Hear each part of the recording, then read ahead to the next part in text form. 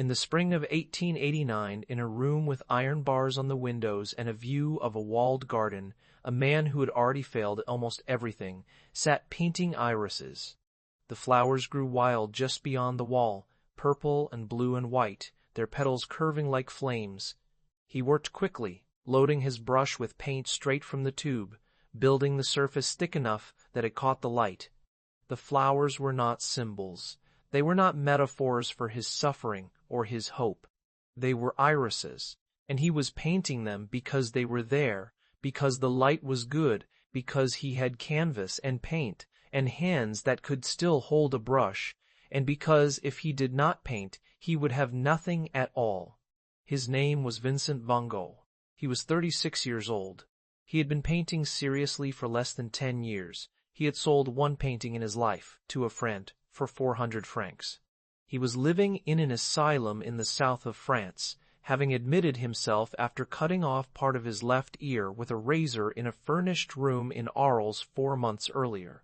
His brother Theo sent him money every month, 50 francs, sometimes more, and Vincent spent it on canvas and paint and postage for the letters he wrote almost every day, long letters full of ideas about color and light and the future of painting. Letters that laid out with perfect clarity what he was trying to do and why it mattered and how far he still had to go. He knew exactly what kind of painter he wanted to be. He had known for years. He was running out of time to become it. The irises were just the beginning. Over the next year, in that asylum and in the months after he left it, he would paint some of the most recognizable images in the history of art: the starry night with its enormous spiraling sky, the cypress trees bending like dark flames against the hills, the wheat fields under crows, the portraits of doctors and postmen and peasant women, their faces built from slashes of color that somehow held more life than any photograph. But in the spring of 1889, none of that had happened yet. There were only the irises, growing wild in a garden he could see but not enter, and the man in the room with the barred windows working as if his life depended on it, which in every way that mattered it did. He had not always been a painter. For most of his 20s, he had not been much of anything. He was born on March 30th, 1853, in the village of Zundert, in the southern Netherlands, near the Belgian border. His father was a Dutch Reformed minister, stern and pious, and his mother came from a family with money and a certain standing. Vincent was the eldest surviving child. A year before he was born, another Vincent had been stillborn, buried in the churchyard where his father preached. He grew up walking past his own name on a headstone. Zundert was flat and green, crisscrossed with canals and hedgerows, dotted with the low, dark silhouettes of windmills. The sky was enormous. The light was soft and gray, the kind of light that mutes color and flattens distance, so that the whole world seems to exist at the same middle depth. It was a landscape of horizontals, earth and water and sky layered in bands, and it would stay with him all his life, surfacing in the wheat fields of Arles and the plains beyond the asylum and the long flat stretches of canvas where earth met sky with nothing in between. He was a difficult child. Moody, stubborn, prone to outbursts, he did not make friends easily. He wandered the fields and the heath, collecting beetles and birds' nests, spending hours alone. His family loved him, probably, but did not know what to do with him. At 16, he left school and went to work for Goupil and Company, an international art dealer with a branch in The Hague. His uncle had connections. It was a good position, the kind that might lead to a respectable career. He was meant to learn the trade, to become a gentleman dealer in paintings and prints, someone who understood value and taste, and how to speak to clients with money. He lasted 7 years. At first, he was good at it. He had a sharp eye and a serious disposition. He read widely, learning French and English, studying the paintings that passed through the gallery. He was transferred to London, then to Paris. But something in him began to turn. He grew sullen, argumentative. He started telling clients that the paintings they liked were bad, that they should buy different ones, or none at all. He neglected his appearance. He read the Bible obsessively and filled his letters home with talk of sin and redemption and the corrupting influence of wealth. In 1876, Goupil fired him. He was 23. He went back to England and found work as a teacher in a boarding school, then as an assistant to a Methodist minister. He gave sermons. He visited the poor. He walked long distances in the rain, sleeping in sheds and cheap lodgings, eating almost nothing, wearing his clothes until they were rags. He wanted to suffer. He wanted to be useful. He wanted to give his life meaning, and the only meaning he could imagine was the one his father had found, the one that came from God and service and the surrender of the self. But he was not his father. He did not have his father's calm or his patience or his ability to fit comfortably into the narrow space the church required. He went back to the Netherlands and enrolled in a theological seminary in Amsterdam, studying Latin and Greek and church history, preparing for the entrance exams that would allow him to become a minister. He failed. He could not sit still. He could not memorize. His mind wandered, and when it did not wander, it argued. He left after a year and tried a shorter program, a 3-month course for lay preachers. He barely passed. In 1878, he was sent to the Borinage, a coal mining region in southern Belgium. It was one of the poorest, harshest places in Europe. The miners lived underground, working in tunnels so low they had to crawl on their bellies, breathing air thick with coal dust, dying young of lung disease and accidents. Vincent moved into a miner's hut. He gave away his clothes and his money. He slept on the floor. He tended the sick and read the Bible to families by candlelight, and went down into the mines to see the work for himself, coming back covered in soot, coughing, exhilarated.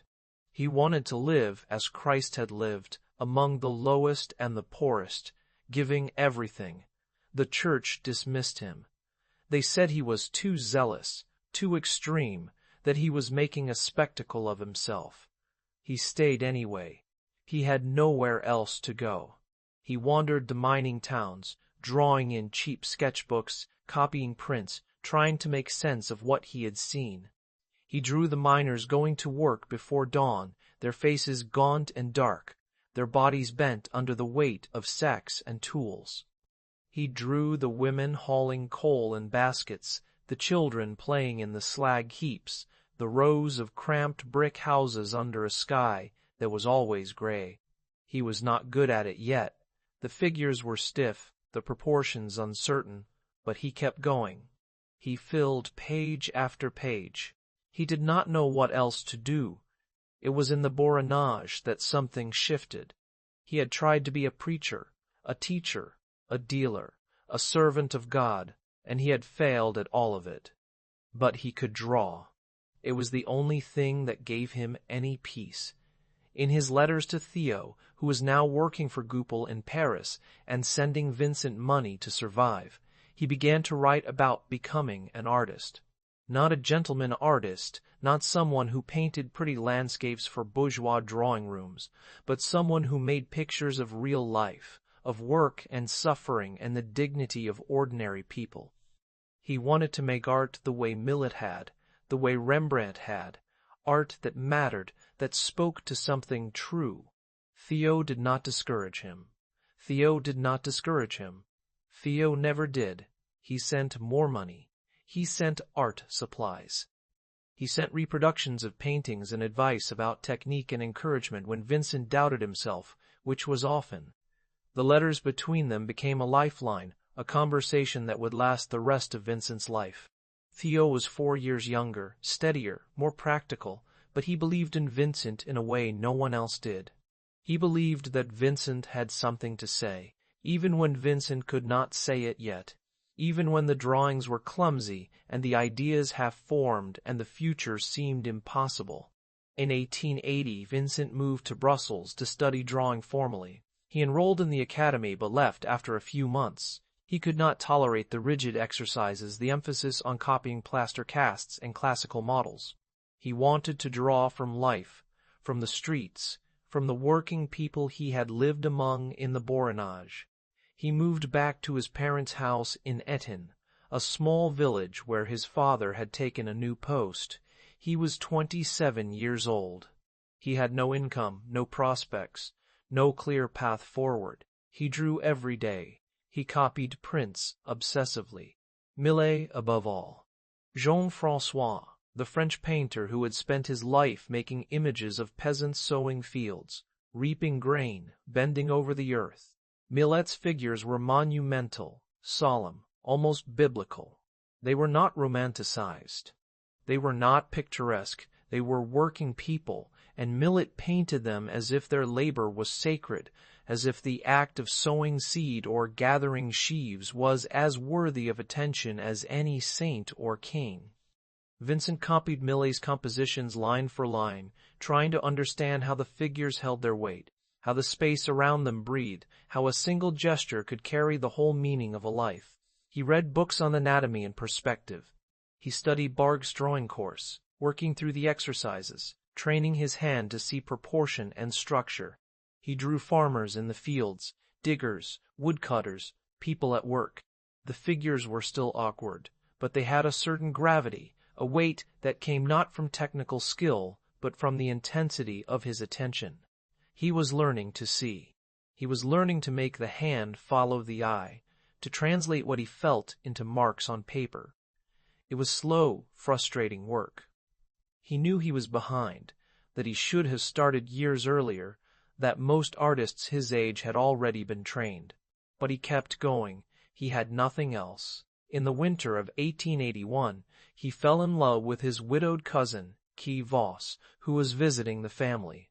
He proposed. She refused. He could not accept it. He followed her to Amsterdam, showed up at her parents' house, demanded to see her. Her father told him to leave. Vincent held his hand over a lamp flame and said he would keep it there until they let him speak to her. They blew out the lamp. Guy had already left by another door. He went back to Etten, shaken, humiliated, more alone than ever. He fought with his father. The arguments were bitter, irreconcilable. His father could not understand why Vincent refused every ordinary path, why he could not simply find work and settle down and stop making life so difficult for everyone, including himself. Vincent could not explain that he had already tried that he had spent years trying to be what his father wanted, and it had nearly destroyed him. On Christmas Day 1881, after a final argument, Vincent left his parents' house and moved to The Hague. The Hague was a city of wide streets and canals and gray northern light. It had an active artistic community, galleries, museums, other painters. Vincent rented a studio and began to work in earnest. He took lessons from Anton Mauve, a successful painter who was married to one of Vincent's cousins. Mauve taught him to work in watercolor and oil, to mix paint, to see tone and value. For a few months, it seemed like Vincent might find a foothold, a way into the professional world of art. Then he met Sienne Hornick. Sienne was a prostitute, pregnant, alcoholic, living on the streets. Vincent brought her into his studio. He drew her, fed her, let her stay. When her baby was born, he took care of them both. He wanted to marry her, to give her and the child a stable life, to save them both. His family was appalled. Mauve stopped speaking to him. Theo sent money, but urged him to reconsider. Vincent refused. He saw in Sienne what he had seen in the miners of the Borinage, a dignity that the world refused to recognize, a life that deserved attention and care. He drew her over and over, sitting by the stove, nursing the baby, standing in the dim light of the studio, her face tired and hard and sad. He made some of his best early work during that time. Sorrow, a drawing of Sienne sitting naked on the ground, her head in her hands, her body heavy with exhaustion and grief. The figure was rough, almost clumsy, but it carried a weight of feeling that his earlier work had only hinted at. He wrote to Theo that he wanted to make art that moved people, that made them feel something real, not something sentimental or decorative, but something true. He was beginning to understand that the truth was not in perfect technique or ideal beauty. It was in the weight of a body, the curve of a back, the way light fell on skin that had been worn down by work and time. But the relationship with Cien could not last. The money from Theo was barely enough to feed one person, let alone three. Cien drank.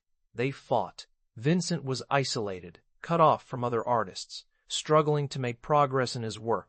In the fall of 1883, he left The Hague and went back to the countryside, first to Drenthe in the north, then to Neuen, where his parents had moved. He lived with them again, uneasily. He set up a studio in a room behind the house and painted the world around him.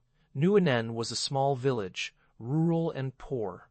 Vincent painted the weavers who worked at their looms in dark cottages, the light from the single window catching the threads and the machinery. He painted peasants digging potatoes, cutting peat, working in the fields. He was trying to make paintings that looked like Millet, dark and earthy and serious, paintings of labor and the land. The palette was almost entirely brown and black and gray, the figures solid and heavy, the light low and muted. He was not yet thinking about color as something that could carry emotion, as something that could sing. He was thinking about form and mass in the way a figure stood in space. He was still learning.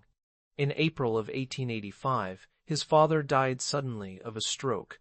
Vincent had just finished a painting, The Potato Eaters, a large canvas showing a family of peasants eating their evening meal by lamplight in a dark, cramped room. The faces were rough, almost grotesque, the hands knobby and oversized, the whole scene lit by the single lamp hanging above the table. It was not a pretty painting. It was harsh and awkward and deliberately ugly. But it was his first major work, the first painting where he tried to put everything he had learned and everything he believed into a single image. He wanted it to show that these people, these peasants eating potatoes in the dark, had lived, had struggled, had earned their meal with their hands, and that this simple act of eating together was as worthy of painting as any grand historical subject. The painting was not a success. Critics who saw it said the anatomy was wrong, the perspective clumsy, the figures distorted. Theo tried to sell it and could not.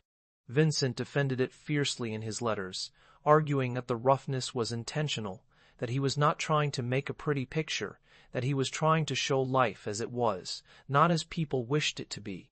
But even he knew it was not quite right, that something in the painting did not yet work, that he had not yet found the language he was looking for.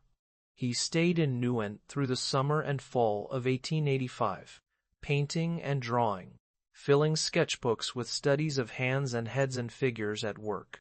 He copied Delacroix and Rubens, studying how they built compositions and handled color.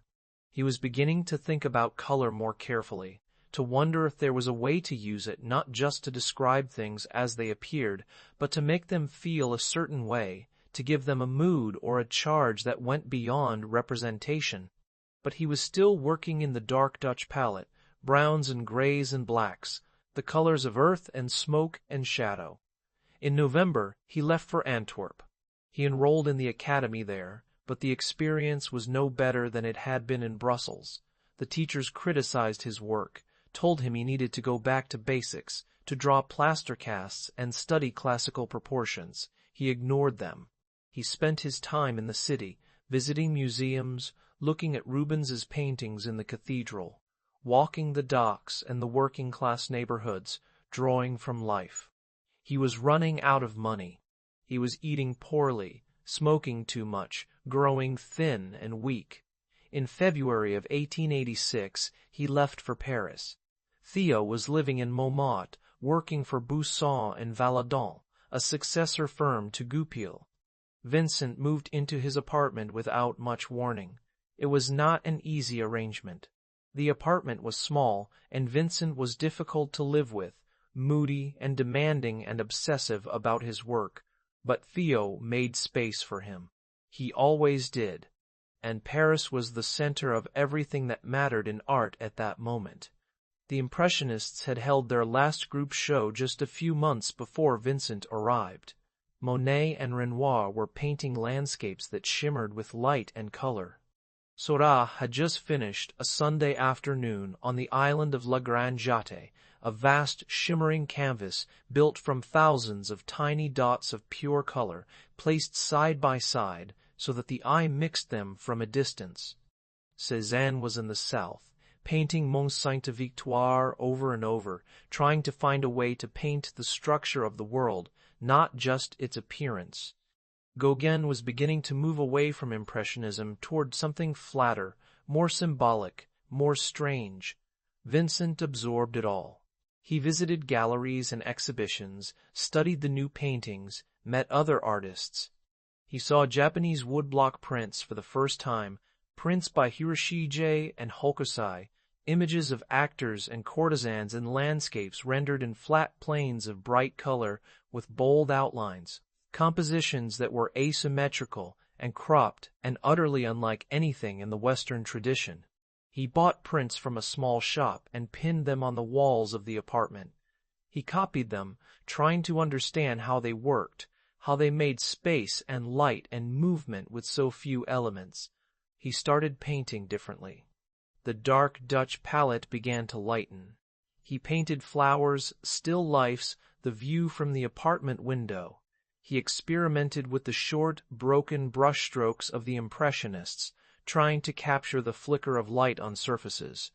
He painted self-portraits over and over, using himself as the cheapest and most available model. His face in these paintings is gaunt and intense, the eyes burning, the mouth set in a tight line. He did not paint himself as a romantic figure, a tortured genius. He painted himself as a worker, a craftsman, someone who showed up every day and did the job. He was learning to see color as something that could be built, layered, set against other colors to make them vibrate and sing. He met Émile Bernard, a young painter who became a friend, and through him met Paul Signac and Georges Seurat. He painted alongside them, arguing about technique, debating whether it was better to work from nature or from the imagination, whether color should be mixed on the palette or left pure and placed in small strokes that the eye would blend. He was not interested in following any particular method. He wanted to find his own way, to take what was useful and leave the rest. But the conversations mattered. He was beginning to understand that painting was not just about observation, not just about copying what you saw. It was about transforming what you saw, making it more intense, more vivid, more alive. He stayed in Paris for 2 years. It was the most concentrated period of learning in his life. His work changed almost month by month, the palette growing brighter, the brushwork looser and more expressive. But the city wore him down. He drank too much, fought with Theo, felt isolated and misunderstood. The light was wrong, the air was gray. He wanted color, heat, clarity. He wanted the South. In February of 1888, he left for Arles, a small city in Provence just north of the Mediterranean. He had read about the South in novels and seen it in paintings, and heard other artists talk about the quality of the light, and he believed that if he could get there, if he could work in that light, he would finally be able to make the paintings he had been imagining for years. He rented a small house on the Place Lamartine, 4 rooms painted yellow on the outside, with green shutters and a view of the public gardens. He called it the Yellow House. He was 34 years old. He had been painting seriously for less than 8 years. He had less than 3 years to live. Arles in the spring was everything he had hoped for. The light was clear and sharp, the colors more vivid than anything he had seen in the north. The fields were full of blossoming fruit trees, pink and white against blue skies. The earth was red and gold and green.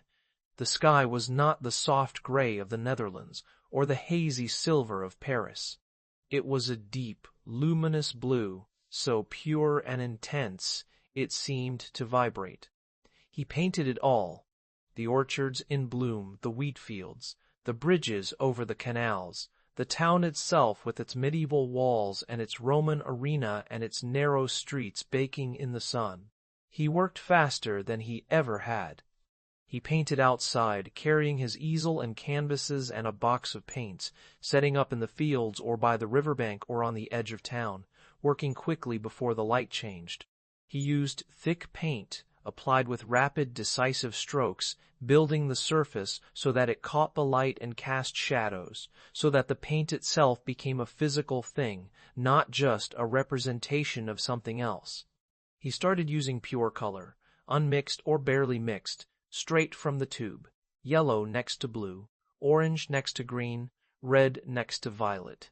The complementary colors, the ones that sat opposite each other on the color wheel, the ones that made each other more intense when placed side by side. He had read about this in books, studied it in the work of Delacroix and the Impressionists. Now he was testing it himself, pushing it further, using color not to describe the world, but to transform it, to make it burn. He wrote to Theo constantly, sending long letters full of descriptions of the paintings he was working on, the colors he was using, the ideas he was chasing. "I am trying," he wrote, "to exaggerate the essential and leave the obvious vague." He wanted to paint the feeling of a place, the heat and light and color, not just its appearance.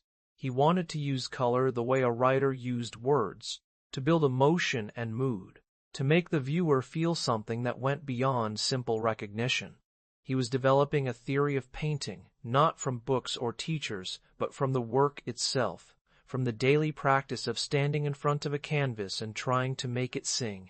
He painted the night as well, the cafes lit by gas lamps, the stars above the Rhone, the roads leading out of town under a sky scattered with points of light.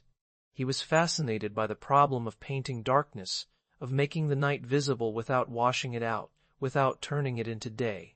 He used deep blues and violets and greens, colors that held their depth and richness even when they were dark, and he set them against the bright yellows and oranges of lamps and stars so that the darkness seemed to glow from within. He painted sunflowers, vases of them, great bursting arrangements of yellow and gold and brown, the petals curling and fading and dying, the whole composition alive with movement and decay. He wanted to make a series, a dozen paintings of sunflowers, each one slightly different, each one pushing the color further, making it richer and stranger and more intense. He painted them as if they were portraits, as if each flower had its own character and mood, its own way of holding light. Yellow on yellow, layer after layer, thick and textured, the paint almost sculptural. He loved yellow. He used it the way another painter might use white, as a source of light, a way to make the whole canvas glow. He was thinking about the future.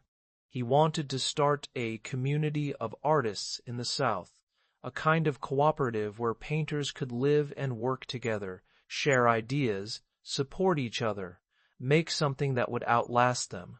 He imagined the Yellow House as the center of this community, rooms filled with paintings, artists coming and going, conversations that lasted all night. He wrote to Gauguin, who was living in Brittany and struggling with money, and invited him to come to Arles. Theo agreed to support Gauguin financially if he would go, thinking it might be good for Vincent to have company, to have someone to talk to keep him from falling too far into himself. Gauguin arrived in October of 1888. He was 40 years old, a former stockbroker who had given up a conventional life to become a painter. He was confident, opinionated, sure of his own vision. He did not paint from nature the way Vincent did. He worked from memory and imagination, composing pictures that were flat and decorative and symbolic, images that did not try to capture the look of a place but the idea of it. He thought Vincent was too tied to nature, too literal, too concerned with getting the details right. Vincent thought Gauguin was too detached, that his paintings were cold and cerebral, that they lacked the raw feeling that came from standing in front of a subject and wrestling it onto the canvas. They painted together. They argued. They went to the local cafes and drank absinthe and talked about art and women and the future of painting.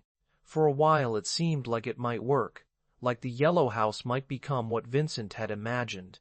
But the arguments grew sharper. Gauguin was restless, unhappy in Arles, tired of Vincent's intensity and neediness.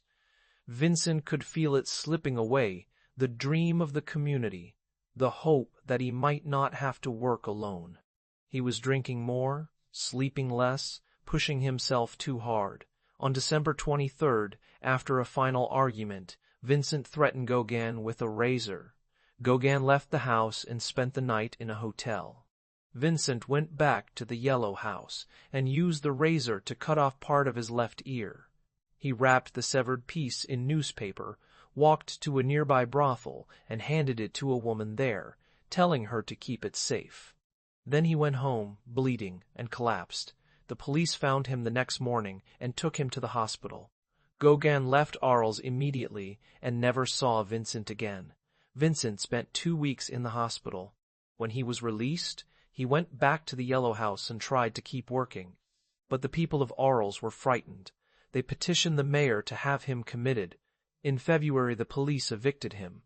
He was taken back to the hospital and held in a locked cell. Theo came to visit, tried to help, but there was little he could do. Vincent was alone again. The yellow house was closed. The dream was over. In May of 1889, he committed himself voluntarily to the Saint-Paul-de-Molsol asylum, about 20 miles northeast of Arles, in the town of Saint-Remy-de-Provence. It was an old monastery, converted into a hospital for the mentally ill, with high stone walls and iron gates and gardens, full of olive trees and lilacs and irises.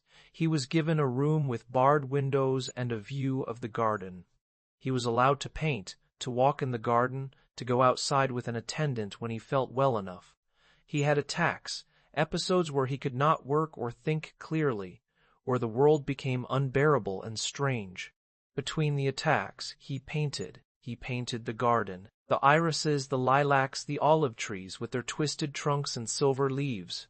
He painted the view from his window, the wheat fields and the mountains beyond, the cypresses rising like dark flames against the sky. He painted the corridors of the asylum, the stone archways, the empty rooms. He painted himself, his face gaunt and haunted, the bandage around his head from the ear, his eyes steady and clear and somehow still looking. And he painted the night. The Starry Night was made in June of 1889, less than a month after he arrived at St. Paul. He painted it from memory, not from direct observation, working in his room. The composition is simple. A village at the bottom, low and dark, the houses clustered together, the church steeple rising in the center. Beyond the village, the hills of the Alpilles, rolling and blue, and above it all, the sky. The sky is enormous, taking up more than half the canvas, and it is not still. It is full of movement, of spiraling energy, great swirling vortexes of blue and white and yellow, the stars shining like whirlpools, the moon glowing on the right, the whole thing turning and spinning and alive. In the foreground, on the left, a cypress tree rises like a dark flame, reaching almost to the top of the canvas, its form twisting and curling as if it too is caught in the same wind that moves the sky. It is not a realistic painting. The village is not a particular village. The sky does not look like any sky you could see with your eyes, but it feels true. It feels like what the night is, like the weight and depth and strangeness of the world when the sun goes down and the stars come out and you are small and alone, and the universe is vast and turning. Vincent was trying to paint something he could not see, something he could only feel, and the only way to do it was to let the paint itself become the wind, the light, the movement. The brushstrokes are thick and directional, swirling and looping and following the currents of the sky, building a rhythm that carries across the whole canvas. The color is deep and luminous, blues and greens and golds, each one charged with the energy of the complementary colors around it. It is a painting about motion and light, about the forces that hold the world together and the forces that tear it apart. It is a painting about what it feels like to be alive and looking up at the night, knowing that you are part of something immense and indifferent and beautiful. Vincent was not satisfied with it.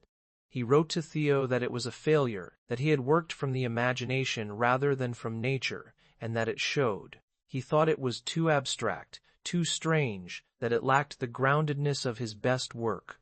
He set it aside and went back to painting what he could see, the fields and the trees and the walls of the asylum.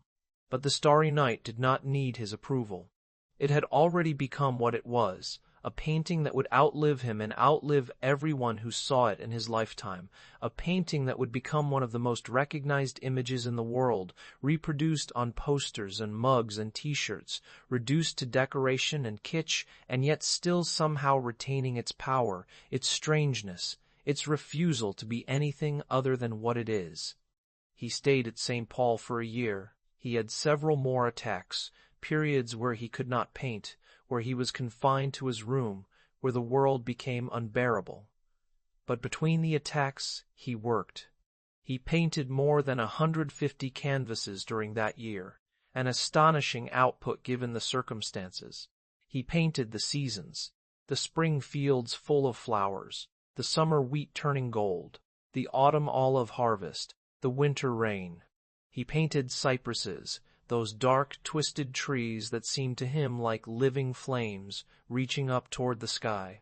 He painted copies of paintings he admired, Millet and Delacroix and Rembrandt, working from black and white reproductions, translating them into his own language of color and brushwork, trying to learn from the masters and make their ideas his own. He painted Starry Night over the Rhone, the river at Arles lit by gas lamps, the water reflecting the lights and the stars above. He painted the olive trees, a series of canvases showing the gnarled ancient trees in the asylum garden, their leaves silver and green, the light breaking through the branches. He painted wheat field with cypresses, a composition of golden grain and blue sky and dark trees, everything moving, everything alive. The work was increasingly bold, increasingly strange. The colors were more intense, the brushwork more expressive, the sense of movement and energy more pronounced. He was not trying to copy nature anymore. He was trying to amplify it, to take what he saw and make it more vivid, more charged, more deeply felt. He wrote to Theo about color constantly, developing a theory or at least a practice of how colors work together. He talked about complementary colors, about how red and green set each other off, how yellow and violet vibrated when placed side by side, how blue and orange made each other sing. He talked about using color to express emotion, to make a painting feel joyful or sad or turbulent or calm. He was not interested in color for its own sake. He was interested in what color could do, how it could make you feel something you could not put into words. In May of 1890, he left the asylum. He felt better, or at least stable enough to try living outside. Theo had found him a place in Auvers-sur-Oise, a small village north of Paris, where he could be near family and under the care of a doctor named Paul Gachet, an amateur artist and art collector who had treated other painters and was sympathetic to Vincent's situation. Vincent took the train north, stopping in Paris to see Theo and his new wife, Jo, and their baby son named Vincent after his uncle. The visit was brief and awkward. Theo looked tired.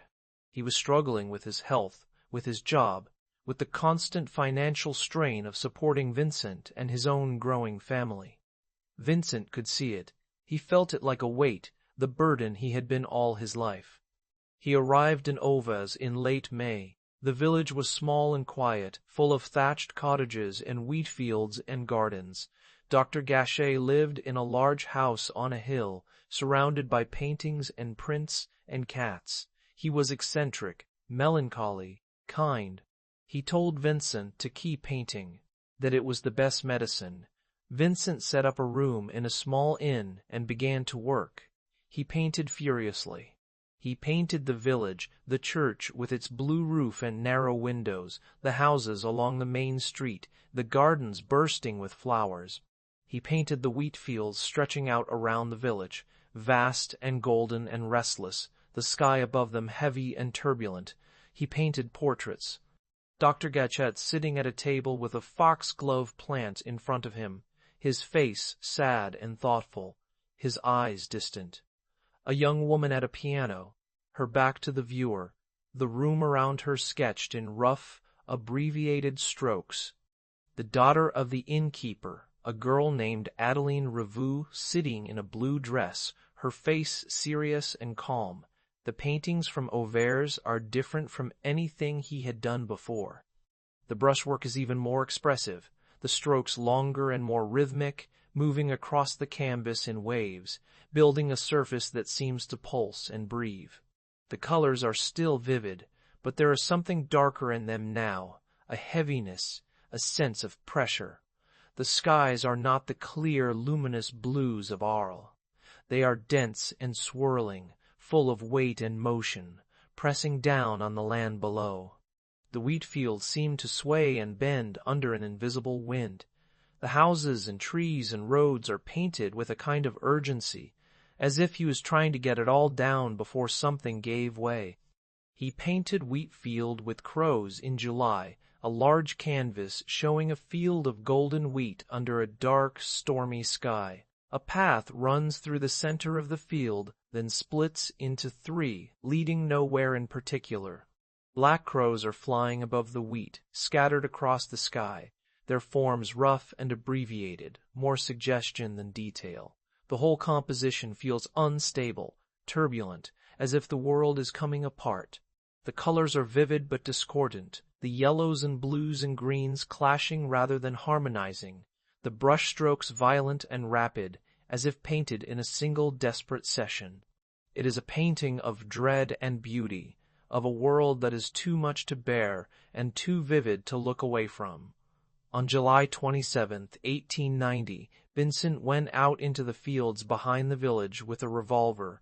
What happened next is uncertain. He may have intended to shoot himself. He may have intended to scare away birds from his painting setup. He may have been experimenting, testing the gun, and it went off accidentally. But he was shot in the chest, the bullet lodging near his heart but not killing him immediately. He managed to walk back to the inn and climb the stairs to his room. The innkeeper found him and called for Dr. Gachet. Theo was telegraphed. He came immediately, taking the train from Paris and arriving late that night. He sat with Vincent, held his hand, talked to him. Vincent said, "The sadness will last forever." He died in the early morning of July 29th. He was 37 years old. Theo was devastated. He had lost his brother, his closest friend, the person he had been tied to for his entire adult life. He tried to keep working, to manage the paintings Vincent had left behind, hundreds of canvases in storage and scattered across rooms and studios, but his health was already failing. He had syphilis, likely contracted years earlier, and it was affecting his mind and body. In October, he had a breakdown and was hospitalized. He died on January 25, 1891, 6 months after Vincent. He was 33. He was buried in Utrecht. Years later, Joe had his body moved to Auvers, so the brothers could lie side by side in the cemetery above the wheat fields. Vincent van Gogh left behind nearly 900 paintings and more than 1,000 drawings. He had sold one painting during his life, The Red Vineyard, to a friend of Theo's for 400 francs. When he died, he was virtually unknown outside a small circle of artists and dealers. The paintings were stored in Theo's apartment, in the attic of Joe's house, in the back rooms of galleries. They were not worthless, but they were not valuable. They were the work of a failed painter, a man who had spent his life chasing something he could never quite reach. But the paintings did not disappear. Jo van Gogh Bonger, Theo's widow, spent the rest of her life promoting Vincent's work. She organized exhibitions, loaned paintings to galleries, published the letters between Vincent and Theo, making sure the world could see not just the work, but the mind behind it, the ideas and struggles and passion that had driven him. The letters were extraordinary, among the most detailed and articulate accounts of an artistic practice ever written. They showed a man who knew exactly what he was trying to do, who was thoughtful and deliberate and deeply engaged with the history and theory of painting, who was not a mad genius flinging paint in a frenzy, but a serious, disciplined artist working with purpose and care. The paintings began to sell, slowly at first, then faster. The Impressionists and Post-Impressionists were becoming fashionable. Collectors were looking for something new, something that felt modern and bold. Vincent's paintings, with their vivid colors and expressive brushwork, fit the moment perfectly. They were unlike anything else, more intense, more emotionally direct, more raw. They did not look like the polite, decorative paintings that hung in bourgeois drawing rooms. They looked like they had been torn out of the painter's chest. By 1905, just 15 years after his death, Vincent van Gogh was famous. Exhibitions in Paris, Amsterdam, and Berlin drew large crowds. Artists looked to his work for inspiration. The Fauves, the German expressionists, the young painters trying to push beyond Impressionism, all saw in Vincent's work a model for how color and brushwork could carry emotion, how painting could be about feeling as much as seeing. His influence spread across Europe and into the United States, shaping the direction of modern art, and then the myth took over. The story of the tortured genius, the misunderstood artist who cut off his own ear and died in poverty, became inseparable from the paintings themselves. The ear, the asylum, the suicide, these were the details that fixed Vincent in the popular imagination, not as a serious, thoughtful painter, but as a tragic figure, a martyr to art, someone who suffered for his vision and was destroyed by it. The myth was powerful. It gave the paintings a story, a narrative of suffering and redemption, of talent wasted and genius unrecognized. It made the work easier to sell, easier to understand, easier to feel moved by. You did not have to know anything about color theory or post-impressionism or the history of painting to respond to the story of Vincent van Gogh. You just had to know that he suffered, that he died young, that he never knew how much his work would come to mean.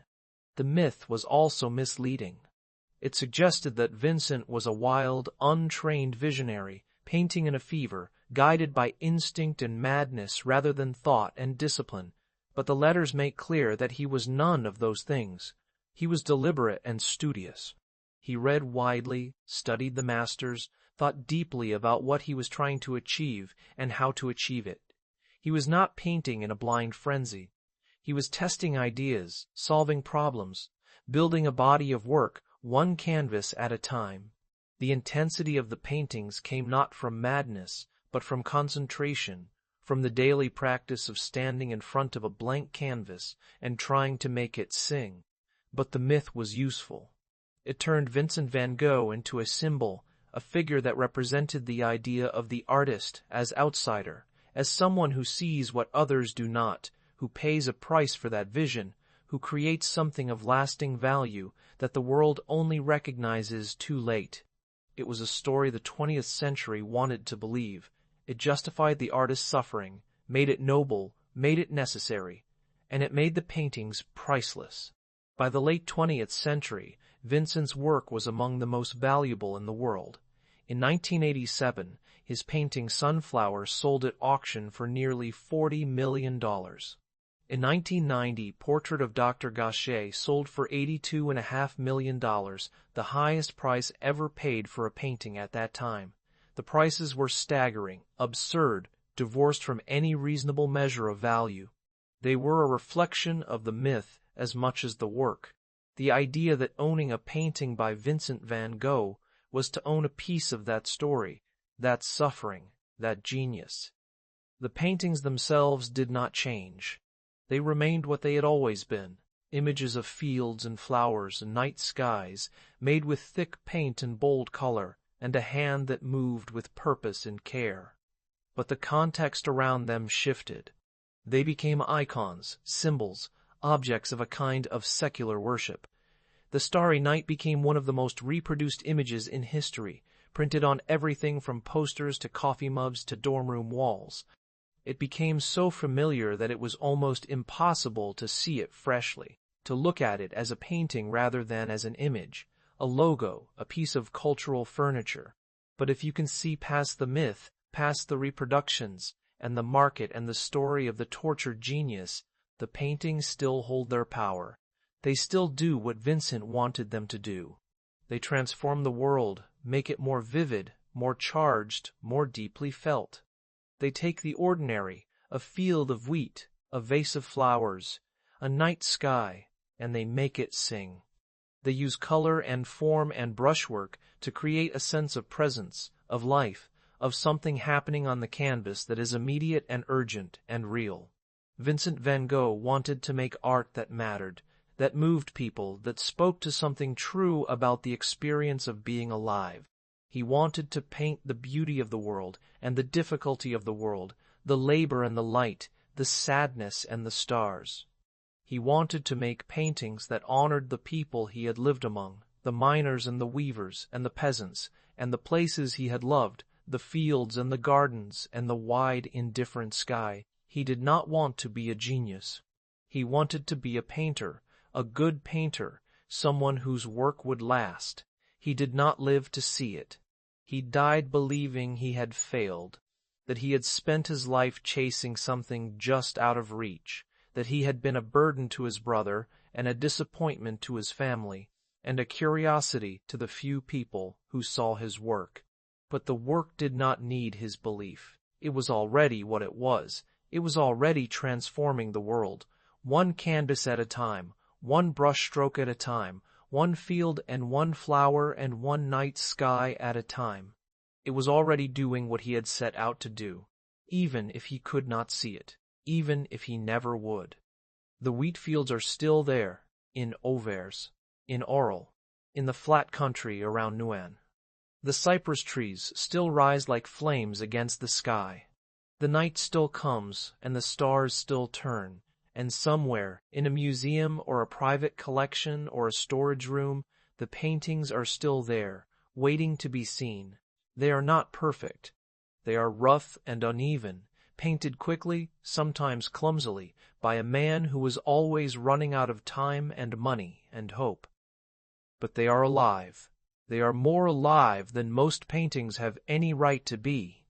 They are alive with color and light and the stubborn, desperate, unrelenting effort to make something true out of pigment and canvas, and the brief burning fact of being here, being alive, being able to see. Vincent van Gogh painted because he had to, because it was the only thing that gave his life meaning, because it was the only language he had for what he felt when he looked at the world. He painted the way other people pray, with intensity and devotion and the hope that someone, somewhere, might understand. He painted alone in rooms with barred windows, in fields where no one was watching, in the hours before dawn and the hours after dark, when the light was wrong and the canvas was blank, and there was nothing but the work itself, the slow, grinding, daily work of making something where there had been nothing. And in the end, that was enough. The paintings endured. They outlasted the man who made them, outlasted the suffering and the myth and the market. They outlasted everything but the color and the light and the swirling, burning, relentless energy that he poured into them, one after another, day after day, until there were no more days left. They are still here. They are still burning. They are still transforming the world, the way he wanted them to, the way he knew they could, if only someone would look.